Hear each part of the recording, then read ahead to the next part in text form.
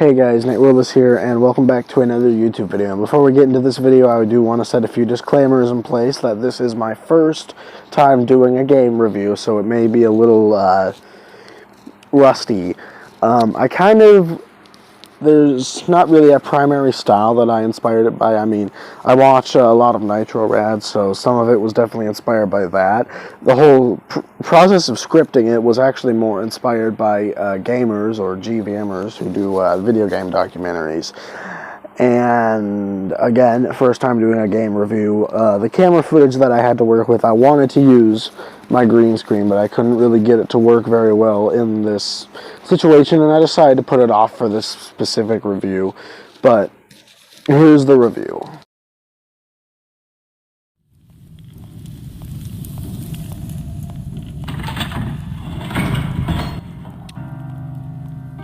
Purgatory is a scary concept. Whether you believe in it or not, and that's just assuming you're religious in the first place, the mere idea of it is still a scary concept. Purgatory is not to be confused with hell.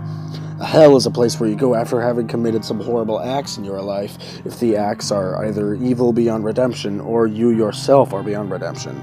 A purgatory, on the other hand, is defined as a place where you are taken essentially to be punished or cleansed to the point where you are no longer beyond redemption. Even if it will someday end well with you redeeming yourself, you still have to suffer through whatever is brought to you in said purgatory, and that can last a long time. You might be thinking something along the lines of, well, that's all well and good, Nate, but why exactly are you rambling about the concept of purgatory? Solace Dreams.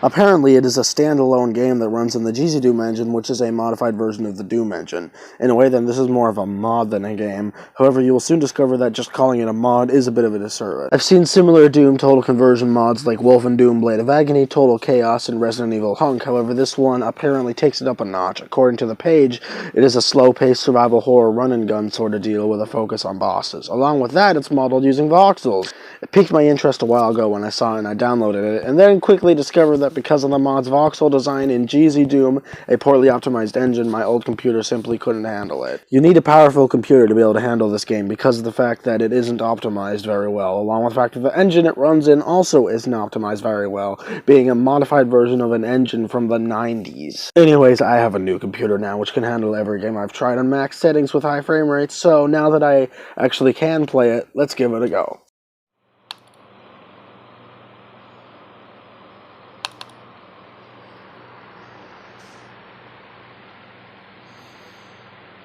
There isn't really much to this title screen. However, it is definitely a pretty decent title screen for a GZDoom game.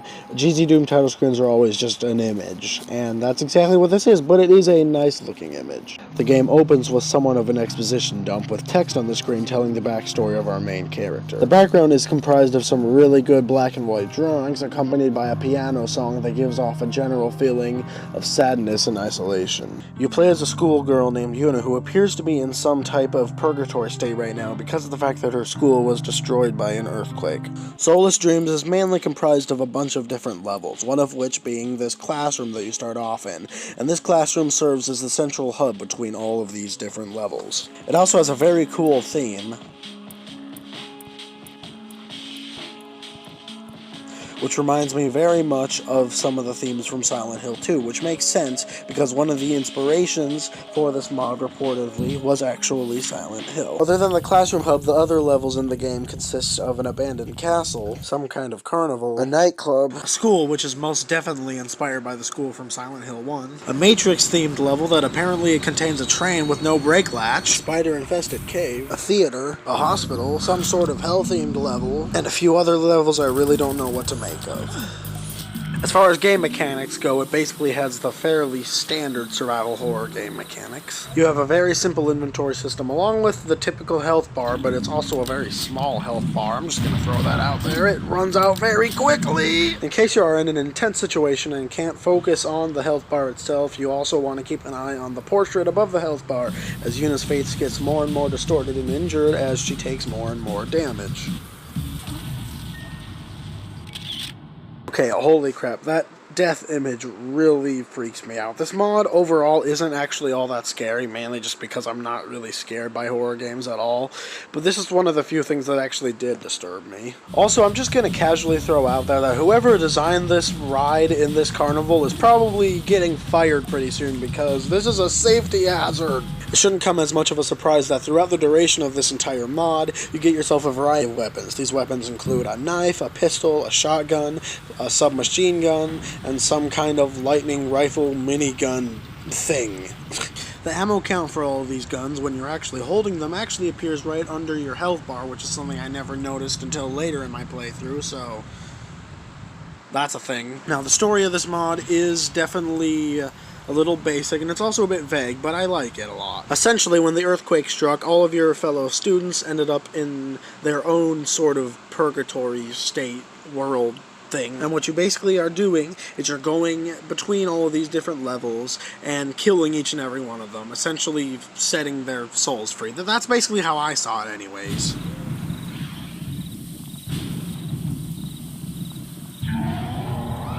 And that leads me into one of the main features of this mod, which is boss fights. Now, apparently one of the other inspirations for this mod, other than Silent Hill, is actually Dark Souls. Hence the fact why we have a whole crap ton of difficult boss fights. The actual difficulty of these boss fights ranges from not really all that difficult to so freaking difficult that I swear I'm gonna pull all of my goddamn hair out! Each boss fight is essentially supposed to be the form of what each student has become at this point. And one of the main issues I was running into with these bosses was that I never seemed to have enough health items. And that's mainly because, not because I was using them when I shouldn't be, but because of the fact that there just weren't enough really placed around. The thing about the health items is you don't really want to use them until you reach a boss. It's best to save them for the bosses. No, I think this specific boss here is really where I started running into problems. Now, it's not one of the most difficult ones or anything like that. You can see how fast I'm moving here. And it's a great concept. However, this was the first one that it took me several tries to beat. And what I ended up actually having to do, and this is also another one of the game mechanics, which I actually think is really clever, is start going to other levels and collecting as many items as I could from them. Health, ammo, and stuff like that. And then coming back and fighting the bosses afterwards. And it's actually recommended in the game tips that you do this. And it's a really cool mechanic that I like. I just wish there were more health items scattered around. This particular boss fight here was pretty cool. It's in a theater level, and essentially what you had to do was answer a few riddles, and then these two people show up, you answer one riddle that they give you, and then you just fight them from there.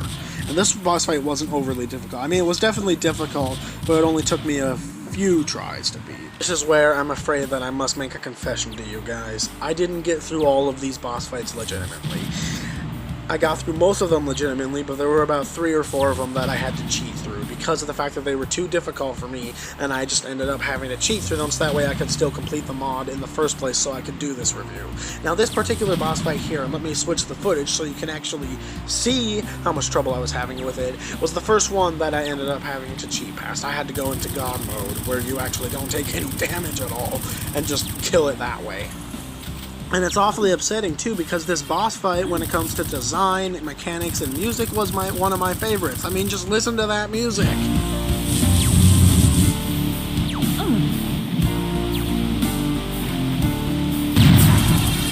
And the concept, shooting at that giant ball orb thing at the top, was cool to me. However, it was just one that I ended up having to cheat past because it was too difficult for me, sadly. This here was the second boss fight I ended up having to cheat past, and similarly to the other one, the mechanics, the visuals and everything, the music especially, are amazing, but the difficulty was so much, I just ended up, just like the other one, having to go into God mode to beat it.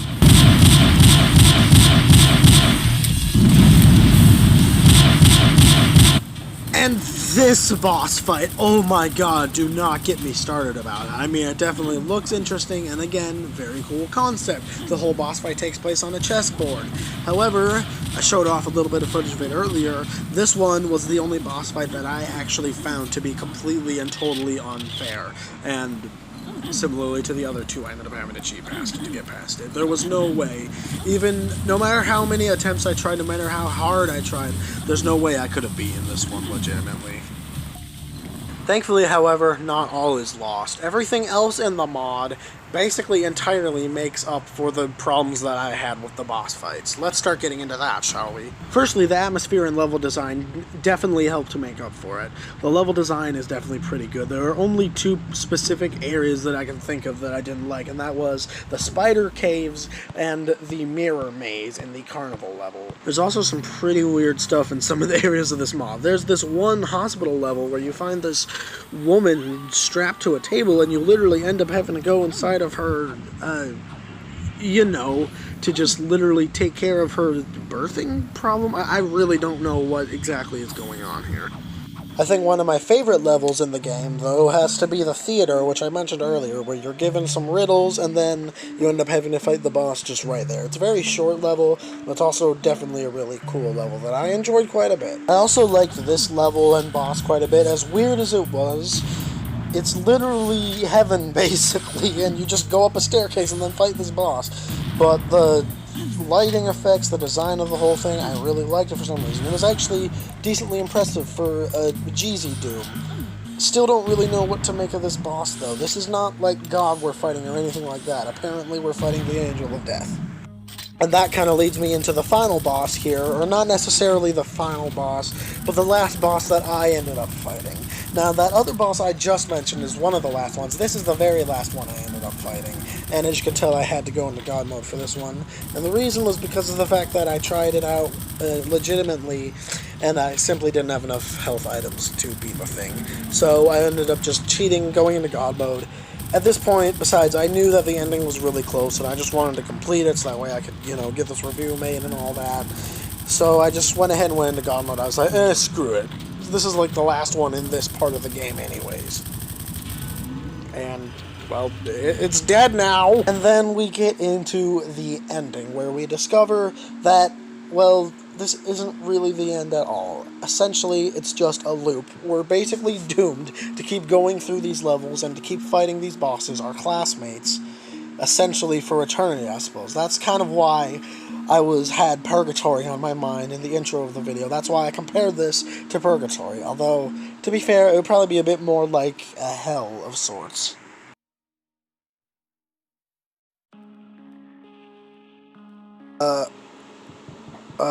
Wait, what? Oh, okay, now I get it. We go back into the classroom with all the stuff we have, but all the levels are now back to how they started.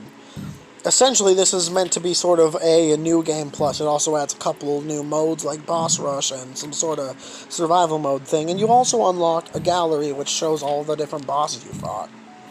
So there's a lot of replay value with this mod because of the new game plus, and along with that, there is one last boss and one last ending. And this boss fight is literally us. It's essentially the demon we created for ourselves, and we're kind of just purging it, I suppose. Now, when I say there's another ending, that's actually an assumption. I wasn't able to beat this boss in the attempt that I gave it, and I will be coming back and beating it later on. However, I'm not going to be updating you guys about that or anything like that. So if there is another ending, you guys will have to find out for yourselves, I'm afraid, and I won't spoil it or anything like that. And all in all, well, that was the mod.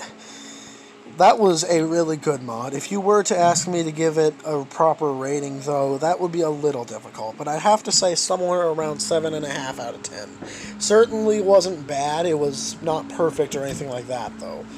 Definitely very enjoyable, and I think I'll actually probably be checking out that new game plus and all of that, and beating that final boss, like I said I would. However, there's definitely some stuff that could use some enhancement, and thankfully, from what I've heard, the creator of this mod is actually remaking it for Steam, and it's going to be a lot more stable from what I've heard, so you won't need to have a god-tier computer to be able to handle it. So I'll be checking that out when it comes out, probably doing a review of it, comparing it to the old version and all that. But all that out of the way, that's it for my review of Solace Dreams. Now, this was my first time doing a game review, so let me know what you guys thought. If there's anything you think I should do, or anything you think I shouldn't do, anything you think I should change or not, let me know. But all that out of the way, that's going to be it for this video, so I hope you guys enjoyed. And all that out of the way, as I've said like 5 times already, peace out.